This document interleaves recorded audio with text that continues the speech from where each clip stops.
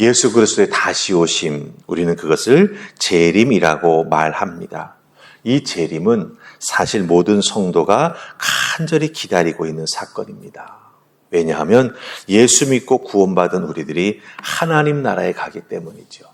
하나님 나라에 가서 이 세상의 모든 고통과 어려움은 다 내려놓고 우리 하나님과 동행해 나아가는 천국의 삶을 누리기 때문이다라고 하는 것입니다. 하지만 이렇게 간절히 기다리고 있지만 한 가지 문제가 있습니다. 그게 뭐냐 하면 이 그리스도의 재림을 우리가 바르게 또한 잘 알아야 되는데 그렇지 못해서 막연하게 두려움을 가지고 있습니다. 특별히 예수 그리스도가 다시 이 땅에 오셨는데 내가 그리스도와 함께 하늘나라로 가지 못하면 어떻게 될까? 자기 구원에 대한 확신이 없는 거예요. 네. 그 자기 구원에 대한 확신을 사실은 여러 가지 변수에 놓고 있기 때문이죠. 말씀 위에 놓으면 흔들림이 없습니다. 그런데 이상하게 그 자기 구원의 확신을 어떤 체험이라든지 이런 것에 자꾸 두고 또 때로는 우리들의 신앙에 기복이 있을 때가 있습니다. 그래서 정말 밑바닥을 치는 그런 나의 신앙의 모습을 보면서 이런 내가 정말 천국에 갈 수 있을까? 이런 생각들을 하게 되는 것이죠. 그러다 보니까 흔들리게 되고 잘못된 가르침, 거짓 예수에 미혹되어서 따라가게 되고 그 대가로 큰 고초를 겪는 것을 우리가 보게 된다라고 하는 거예요. 이 문제는 지금이나 초대교회나 같이 있었습니다. 그렇다고 한다면 어떻게 해야 자칭 예수라는 이단들에 속지 않고 바른 믿음 생활을 해 나아가면서 주님 다시 오시는 그날을 기다리며 뜨겁게 신앙생활을 우리가 해 나아갈 수 있을까요? 사도 바울은 데살로니가 교회 교인들에게 써보낸 두 번째 편지에서 그 바른 생활, 속지 않고 기쁘고 감사하게 신앙생활에 나아갈 수 있는 귀한 진리를 우리에게 가르쳐주고 있습니다. 자, 오늘 말씀 속에서 두 곳을 볼 것입니다. 우리 첫 번째 2절 말씀 보십시다. 2절 같이 읽습니다. 자, 시작. 영으로나 또는 말로나 또는 우리에게서 받았다 하는 편지로나 주의 날이 이르렀다고 해서 쉽게 마음이 흔들리거나 두려워하거나 하지 말아야 한다는 것이라. 아멘. 예. 누가 종말에 대해서 이런 말 저런 말하고 누가 내가 예수다, 자칭 예수다라고 말하는 것에 대해서 듣고 두려워하거나 흔들리지 말아야 된다라고 하는 것입니다. 이 2절의 내용은 주의 날이 이르렀다라고 말하면서 예수가 이미 왔다라고 말하는 거짓 가르침, 거짓 그리스도 그에 속지 말아야 한다라고 하는 것입니다. 특별히 이 데살로니가 교회가 이런 문제에 있어서 많이 흔들리고 어려움을 겪었던 것을 보게 됩니다. 그 이유가 무엇일까요, 여러분들? 그 이유가 초대교회 안에 사도 바울이 편지를 써보낸 여러 교회에 보면은 이 거짓 가르침에 대한 문제가 많이 있었습니다. 특별히 데살로니가 교회가 그 부분이 심했었습니다. 왜 이런 문제가 데살로니가 교회뿐만 아니라 다른 교회에도 있었을까요? 예, 그 이유는 바로 예수 믿는 것에 대한 핍박이 심했기 때문입니다. 예. 예수 믿는 것에 대한 핍박, 그 핍박이 가지고 있는 의미가 무엇인지 아십니까? 그냥 단순히 예수 믿지 마 이런 말이 아니라고 하는 거죠. 죽음과 연결되어 있습니다. 예, 자기 삶의 모든 것을 잃어버리고 정말 비참한 삶의 상황으로 굴러 떨어지는 그런 것에 대한 아픔과 두려움이 있었던 것이죠. 우상의 숭배를 이기고 믿음으로 여기까지 잘 왔는데, 구원받아 여기까지 왔는데 핍박, 예수 믿는 것 때문에 핍박이 심해지고 그것이 곧 나의 죽음과 연결되는 그런 모습을 많이 보았기 때문에 사람들이 두려워했던 것입니다. 당연히 벗어나고 싶은 마음이 한쪽에 생기게 되지요. 그럴 때 고난과 핍박 가운데 살고 있던 데살로니가 교회 초대교회 교인들에게 절실한 것이 바로 이 주님의 재림이었습니다. 주님이 이 땅에 다시 오시면 모든 고난이 끝나게 될 것이다. 여기서 끝. 나는 하나님과 정말 천국에서 귀한 삶을 살아가게 될 것이다 라고 하는 것을 믿고 있었기 때문이죠. 그런데 이런 믿음을 이용하는 거짓 교사들이 이런 말 저런 말을 하면서 사람들을 속이고 미혹했다라고 하는 거예요. 그런데 그런 거짓말하면서 미혹하는데 그 거짓 교사들이 누구를 팔았냐?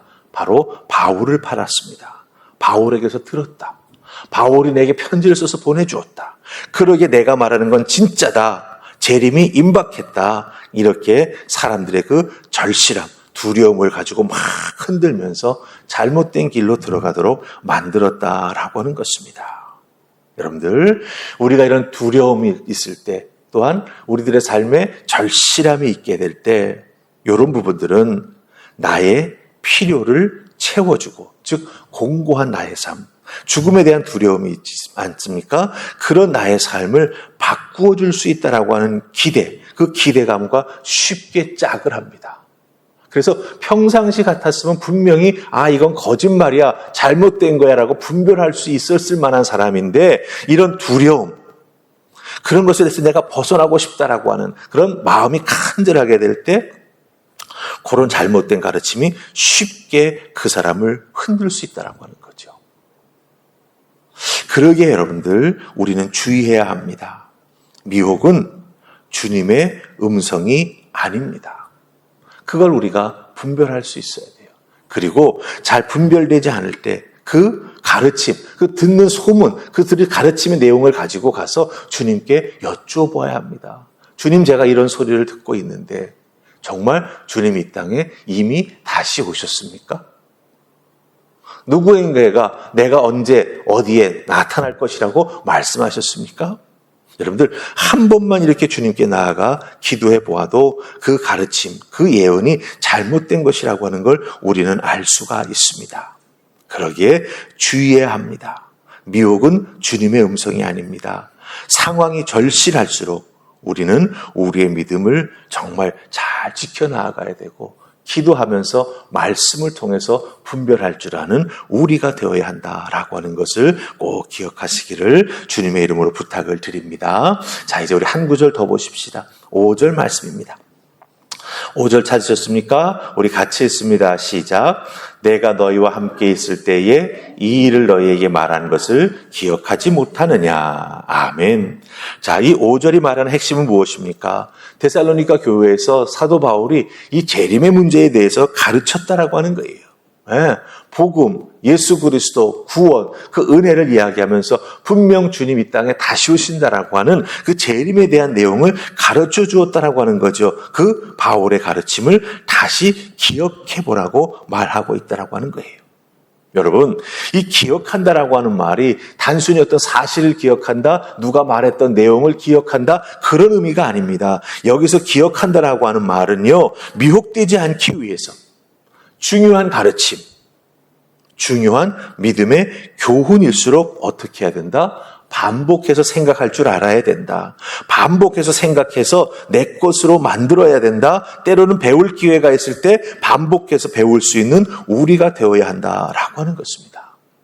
그래서 그 중요한 말씀의 가르침, 그 교리가 내 삶에 뿌리를 내리고 잘 자리 잡고 있어야 된다라고 하는 거지요. 소나 양이 되새김질 하듯이 그 말씀과 가르침을 묵상하고 다시 되짚어 볼 때 우리는요, 거짓 가르침 넘어가지 않습니다. 그 거짓 가르침이 우리들의 삶에 발을 붙이지 못하게 된다라고 하는 것이지요. 그런 의미에서 우리의 영적 무장을 견고히 한다라고 하는 그런 관점에서 어떻게 하면 좋겠습니까? 5절에 사도 바울이 말하는 것처럼 사도 바울의 중요한 가르침을 잘 기억하는 것. 그리고 문제에 딱 부딪혔을 때 그 가르침을 다시 꺼내어 확인해 볼 수 있는 우리가 되어야 한다라고 하는 것이죠. 그러기에 조금은 노력이 필요합니다. 말씀을 배우고 기도하고 또한 그 말씀을 묵상하여 내 것으로 만드는 이런 일상의 매일매일의 20-30분의 시간을 들임으로 말미암아 어떻습니까? 우리의 영혼이 미혹당하지 않을 수 있다라고 한다면, 잘못된 길로 들어서지 않을 수 있다라고 한다면 매일매일의 20-30분의 시간이 우리에게는 참으로 생명의 시간이 된다라고 하는 것이죠.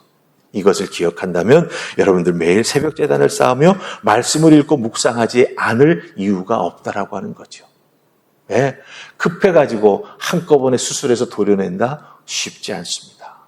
그러나 매일매일 말씀의 은혜, 말씀의 그 능력을 우리가 먹고 곱씹어 내 것으로 만들면 우리는 분명히 거짓 가르침을 분별하고 싸워 이겨낼 능력의 소유자가 된다라고 하는 것이죠.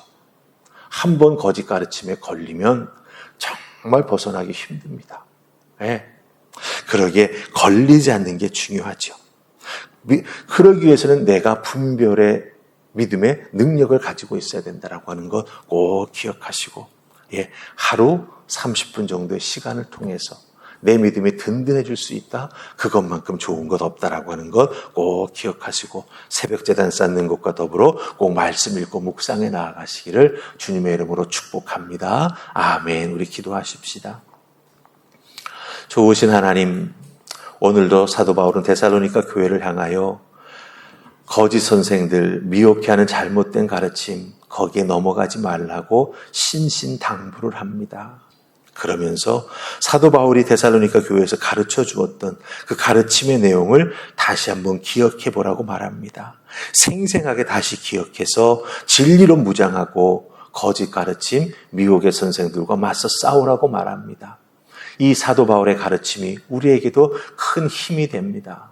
아버지 앞에 나와 기도하고 말씀 읽고 묵상하는 그 시간을 통해 우리들이 영적 전쟁에서 승리할 뿐만 아니라 미혹해하는 거짓된 가르침과 싸워 승리하며 나아가는 우리가 될 수 있기 때문입니다. 주님, 우리가 하루에 20-30분을 어떻게 허비하는가를 생각해 본다면 말씀 읽고 묵상하는 데 드리는 20-30분의 시간만큼 귀하고 복된 것은 없습니다.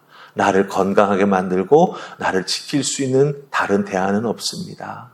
기억하게 하시고 잘 이것을 준행해 나아감으로 말미암아 우리의 믿음이 든든해지고 우리의 영이 깨어있고 분별할 수 있는 믿음의 안목을 가짐으로 흔들리지 아니하고 주의 교회에서 하나님께 영광 돌리는 믿음의 삶을 살아가는 우리 모두가 되게 하여 주시옵소서. 오늘 하루의 삶도 기도의 은혜와 말씀의 능력이 우리를 지켜주실 줄 믿사옵고 예수님 이름으로 기도하옵나이다. 아멘.